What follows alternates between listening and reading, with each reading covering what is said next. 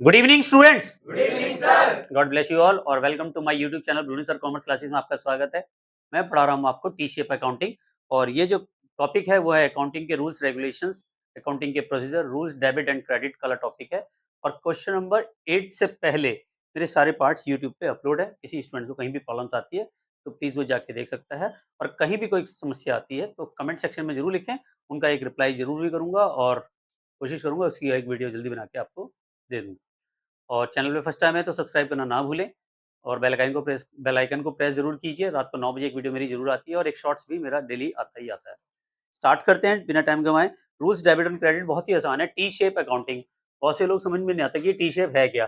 Basically ये accounts की जो बनती है हमारी वो टी शेप पे बनती है। अगर मैं आपको बताऊं ये बनता है अकाउंट्स का, सबसे पहले आप बनाओगे टी, ठीक है ना। तो टी सबको बनाना आता ही है। अब इसी के पैरेलल में एक लाइन इधर खींचती है और एक लाइन इधर खींचती है, तो यही चीज आप देखोगे मैंने यहाँ ये खींच रखी है, ठीक है। तो एक साइड हो गया आपका increase particular rupees, decrease particular और रुपीज। एक्चुअली ये ना ये डिपेंड करता है सिचुएशन अकाउंट कौन सा बना रहे हैं। जैसे क्वेश्चन नंबर 8 में ये कह रहा है मशीनरी का अकाउंट बनाओ, open a T shape account machinery and put the following transaction of the proper side. T shape accounting बनानी है हमें इसमें, ठीक है। और मशीनरी का अकाउंट बनाना है। मशीनरी क्या है? Fix assets. तो मॉडर्न सेंस में मैंने अकाउंट्स बताए थे आपको, 5 तरह के अकाउंट्स होते हैं। एक होता है एसेट्स का अकाउंट, एक होता है लायबिलिटी, फिर होता है कैपिटल, फिर रेवेन्यू और एक्सपेंसेस। ये 5 तरह के अकाउंट्स बताए थे आपको। तो ये एसेट्स का अकाउंट है। मशीनरी किसमें आती है? Fix assets. और फिक्स एसेट्स का रूल क्या है? जितनी भी एसेट्स हैं इंक्रीज होंगी जो भी, वो डेबिट साइड में आएंगी, और डिक्रीज होगी तो वो क्रेडिट साइड में आएंगी, ठीक है। Increase debit side. तो ये वाली जो साइड है, ये वाली जो साइड है इसको हम कहते हैं डेबिट साइड, और ये वाली जो साइड है इसे कहेंगे क्रेडिट साइड। तो एसेट्स बढ़ रही हैं तो डेबिट साइड में, घट रही हैं तो क्रेडिट साइड में। बढ़ेंगी कब? जब हम खरीदेंगे। और घटेगी कब? जब हम उसे बेचेंगे, या कोई डिस्ट्रॉयड हो गई, एक्सीडेंट हो गया, या किसी वजह से वो कम हो जाती है। क्वेश्चन समझते हैं। कह रहा मशीनरी परचेज है 40,000 रुपए की। मशीनरी परचेज कर रहे हैं तो मशीनरी इंक्रीज हो रही है डिक्रीज हो रही है? इंक्रीज। रावत जी समझ में आ रहा है कुछ? तो मशीनरी परचेज कर रहे हो तो यहाँ देखो, इधर देखो बोर्ड पे, इंक्रीज वाले कॉलम में आएगा, मशीनरी बढ़ रही है। तो पहला नंबर जो है वो यहाँ लिखेंगे,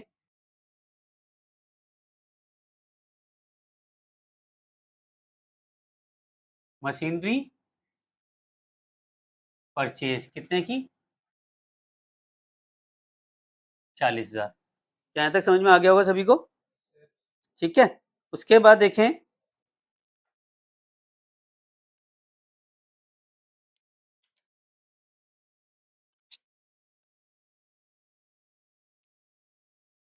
सॉरी, ठीक है।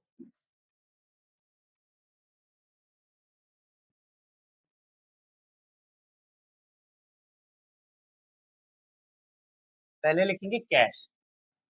मशीनरी खरीद रहे हैं तो पैसा जा रहा है ना कैश, ब्रैकेट में कर दो परचेज, ठीक है। फिर देखें, मशीनरी बेची है, मशीनरी सोल्ड। मशीनरी बेचने पर पैसा आ रहा है और मशीनरी जा रही है। और वैसे भी देखोगे मशीनरी जब आ रही है तो इंक्रीज हो रही है, जा रही है तो क्या होगी? डिक्रीज। तो यहाँ पे लिखेंगे कैश और ब्रैकेट में कर देना सेल्स। कितने का बेच रहे हैं मशीनरी? 10,000। तो दूसरे नंबर पे है, नेक्स्ट बताओ। मशीनरी परचेज तीसरे नंबर पे 8,000।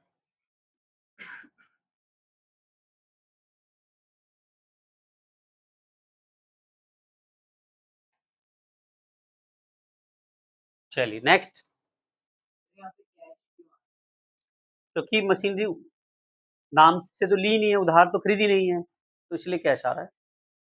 अगर लिखा था मशीनरी परचेज फ्रॉम राम, तब उधार हो जाता, तब यहाँ राम आ जाता। जैसे तूने मोबाइल खरीदा, अंडरस्टूड है मोबाइल फ्री में तो मिला नहीं होगा, पैसे देके ही खरीदा होगा, है ना, ठीक है। अभी आप चिप्स कुरकुरे खा रहे थे तो वो भी फ्री में तो नहीं मिले होंगे, पैसे में ही मिले होंगे। चलिए नेक्स्ट। मशीनरी परचेज हो गई 8,000 की, मशीनरी डिस्कार्डेड। डिस्कार्डेड करोगे तो मशीनरी कम होगी या ज़्यादा होगी? कम होगी तो कहाँ है? इधर वाली साइड में। तो यहाँ पे लिखेंगे तीसरे नंबर पे, कैश में डिस्कार्डेड कितने का? डिस्कार्डेड है हमारा 14,000। ठीक है? और तो इसके बाद है मशीनरी पे डेप्रिसिएशन लग रहा है 1000। डेप्रिसिएशन क्या होता है? जैसे-जैसे एसेट्स की वैल्यू को यूज़ करते हो, एसेट्स की वैल्यू डाउन हो जाती है। डाउन वैल्यू क्या मानी जाती है? डेप्रिसिएशन। नया मोबाइल खरीदा उसकी वैल्यू 50,000 है, 1 साल बाद उसकी वैल्यू रहेगी 30,000। तो 20,000 जो वैल्यू गिरी है वो डेप्रिसिएशन माना जाएगा। ठीक है? ऐसी मशीनरी पे जब डेप्रिसिएशन लगेगा तो ये क्रेडिट साइड में आ जाएगा। 4th नंबर पे आ जाएगा डेप्रिसिएशन। अब यहाँ पे कैश नहीं आएगा। ठीक है? क्योंकि डेप्रिसिएशन आएगा, मशीनरी की वैल्यू क्या हो रही है? कम हो रही है। क्लियर? कितने से? 1000। हाँ। है? 5th है? अच्छा, थर्ड 2 बार आ गया। ये कौन सा है? ये 4th है और ये 5th है। चलिए, ठीक है, यहाँ तक समझ में आया। अब ये टोटल करेंगे। देखो, डेबिट साइड का टोटल हमेशा ज़्यादा आएगा एसेट्स में, यहाँ याद रखना। तो ये कितना हो गया? 48,000। तो हमेशा आप ना बैलेंस करते समय जो कॉमर्स फर्स्ट टाइम पढ़ते हैं वो ऊपर-नीचे कर देते हैं बैलेंस। एक का टोटल यहाँ लिखोगे, एक का टोटल ऐसे नहीं लिखोगे। हमेशा टोटल आमने-सामने लिखना है आपको।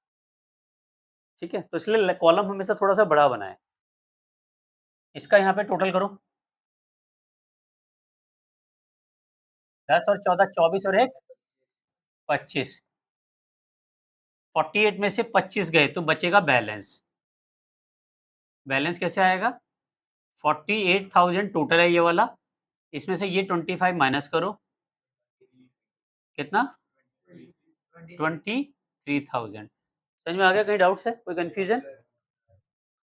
तो ऑनलाइन व्यूअर्स का स्क्रीनशॉट ज़रूर ले लीजिए और बने रहिए चैनल पे और बेल आइकन को ज़रूर प्रेस कीजिए। वीडियो अच्छी लगे तो यार लाइक ज़रूर कीजिए, चैनल को सब्सक्राइब करना ना भूलें और दोस्तों के साथ शेयर भी कीजिए।